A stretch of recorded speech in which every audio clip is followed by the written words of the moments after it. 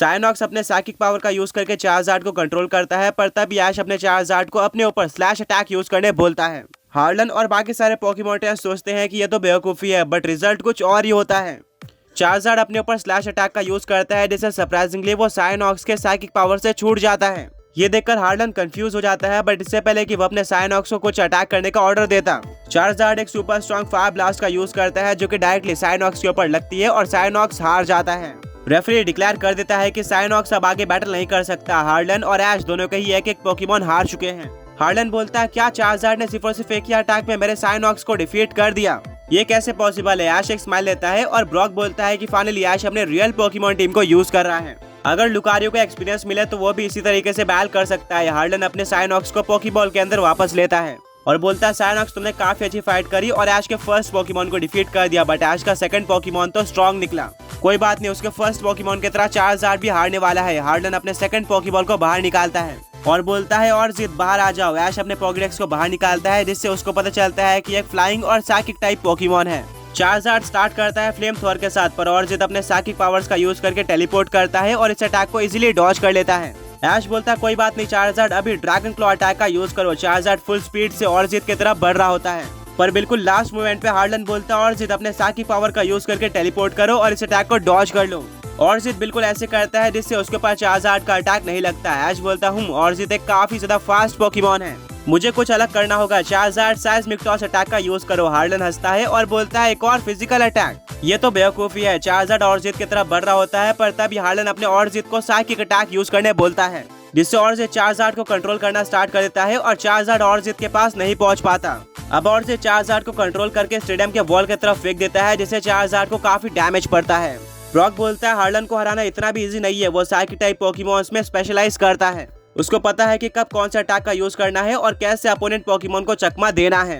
ऐश को कुछ डिफरेंट करना होगा। ऐश बोलता है, चार्जार्ड क्या तुम ठीक हो? चार्जार्ड अपना सही लाता है और वापस खड़े हो जाता है। अभी तक चार्जार्ड ने ऑर्जित के ऊपर काफी सारे अटैक करने की कोशिश करी थी, पर कोई भी अटैक लैंड नहीं करता।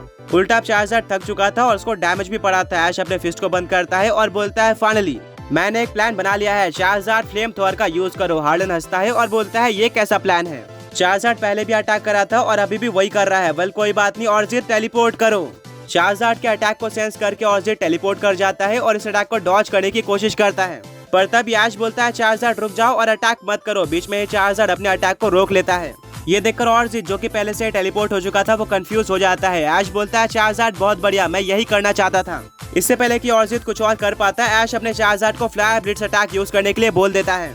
उसकी पूरी बॉडी ब्लू कलर में ग्लो करना स्टार्ट कर देती है और वो ऑर्जित के पास पहुंचकर फ्लायर ब्लिट्स का यूज कर देता है, जिससे ऑर्जित को काफी डैमेज पड़ता है। हार्लन बोलता है, मानना पड़ेगा ऐश, तुम्हारी स्ट्रैटेजी कमाल की थी, पर अब मुझे तुम्हारी स्ट्रैटेजी पता चल चुकी है एंड ऑर्जित इतने आसानी से नहीं हारने वाला। अब ऑर्जित ऐश के प्लान के लिए पूरी तरह से रेडी होता है। ऐश बोलता है, चार्जार्ड फायर ब्लास्ट का यूज करो। हार्लन एक स्माइल लेता है और बोलता है, हम इस बार तुम्हारे जाल में नहीं फंसने वाले, ऑर्जित टेलीपोर्ट मत करना। हार्लन की बात मानकर ऑर्जित टेलीपोर्ट नहीं करता, बट ऐश एक कदम आगे निकलता है, पिछले बार से अलग। इस बार वो चार्जार्ड को अटैक रोकने नहीं बोलता, जिसके चलते चार्जार्ड फायर ब्लास्ट का यूज कर देता है फुल फोर्स से, जो कि हार्लन और ऑर्जित ने बिल्कुल भी नहीं सोचा था। यह फायर ब्लास्ट डायरेक्टली ऑर्जित के ऊपर लग जाता है और वो टेलीपोर्ट नहीं कर पाता, जिससे काफी बड़ा एक्सप्लोजन होता है एंड ऑर्जित हार जाता है। रेफरी डिक्लेयर करता है कि ऑर्जित आगे बैटल नहीं कर सकता। हार्लन के 2 पोकेमॉन हार चुके हैं एंड अब उसके पास सिर्फ और सिर्फ एक पोकेमॉन बचा हुआ है। आगे बढ़ने से पहले पिछले पोके क्विज के विनर्स ये रहे एंड आज का क्वेश्चन ये है कि ऐश ने किस टाइप के सबसे ज्यादा स्टार्टर पोकेमॉन कैच किए हैं पोकेमॉन एनिमे में। सारे टॉप पोकेमॉन ट्रेनर्स और हार्लन ये देखकर शॉक हो जाते हैं कि चार्जार्ड और ऐश ने किस तरीके से बैटल करी है। पूरे बैटल में ऑर्जित आगे था और वो चार्जार्ड को इजीली डिफीट कर सकता था, बट फिर ऐश ने एक प्लान बनाया और बैटल को पूरी तरीके से पलट दिया। हार्लन बोलता है कि भले तुमने मेरे ऑर्जित को डिफीट कर दिया है, बट अभी भी मैं ये मानता हूँ कि तुम एक वीक पोकेमॉन ट्रेनर हो। ऑर्जित पोकेबॉल के अंदर वापस आ जाओ। तुमने काफी अच्छी बैटल करी, बट मैं ऐश के प्लान को गेस नहीं कर पाया, जिसके चलते तुम हार गए। हार्लन अपने थर्ड पोकेबॉल को बाहर निकालता है और बोलता है, ज़ेनोवॉइड बाहर आ जाओ। ये एक प्योर साइकिक टाइप पोकेमॉन था। बाकी सारे साइकिक टाइप पोकेमॉन से अलग ये स्पीड पर भरोसा नहीं रखता था, बल्कि ये एक पावर हाउस पोकेमॉन था, जो कि अपने अंदर साइकिक एनर्जी स्टोर कर सकता था। हार्लन ने इस पोकेमॉन को इसलिए चूज किया था क्योंकि वो जानता था कि कुछ पोकेमॉन ट्रेनर्स जैसे कि ऐश साइकिक टाइप पोकेमॉन्स के स्पीड को काउंटर कर सकते हैं और डिफीट कर सकते हैं। तो उसको ऐसे किसी पोकेमोन की जरूरत होगी। फाइनली बैटल शुरू हो जाती है और जेनोवॉर स्टार्ट करता है साइकिक अटैक के साथ। ऐश बोलता है चार्जर्ड अपने एजिलिटी का यूज करके इस अटैक को डॉज कर लो। चार्जर्ड बिल्कुल ऐसे ही करता है एंड वो इस अटैक को इजीली डॉज भी कर लेता है। ऐश और चार्जर्ड अगले अटैक के लिए रेडी हो रहे थे, पर तब एक ऐसी चीज होती है जो कि ऐश और चार्जर्ड ने बिल्कुल भी एक्सपेक्ट नहीं करी थी। पीछे से साइकिक अटैक अपना डायरेक्शन बदलकर चार्जर्ड के ऊपर लग जाती है, जिससे जेनोवॉर चार्जर्ड को कंट्रोल करना स्टार्ट कर देता है और उसको स्टेडियम के वॉल पर फेंक देता है, जिससे चार्जर्ड को डैमेज पड़ता है। ये देखकर ऐश पूरी तरह से शॉक हो जाता है। ब्रॉक बोलता है कि चार्जर्ड ने तो इस अटैक को डॉज कर लिया था, तो यह अटैक वापस कैसे आया और चार्जर्ड को कैसे डैमेज दिया। हार्लन एक स्माइल लेता है और बोलता है मुझे ऐसे ही साइकिक टाइप पोकेमॉन्स का मास्टर नहीं बोला जाता।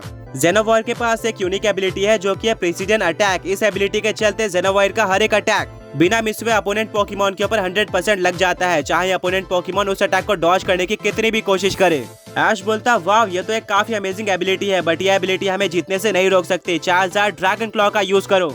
चार्जर्ड ड्रैगन क्लॉ यूज करने के लिए फुल स्पीड से जेनोवॉर की तरफ बढ़ रहा होता है, पर तभी हार्लन अपने जेनोवॉर को चार्जर्ड पे साइको कट अटैक यूज करने के लिए बोलता है। जेनोवॉर बिल्कुल ऐसे ही करता है। चार्जर्ड इस अटैक को डॉज करने की कोशिश करता है, पर जेनोवॉर के एबिलिटी के चलते साइको कट दोबारा घूमकर चार्जर्ड के ऊपर लग जाता है, जिससे चार्जर्ड को डैमेज पड़ता है।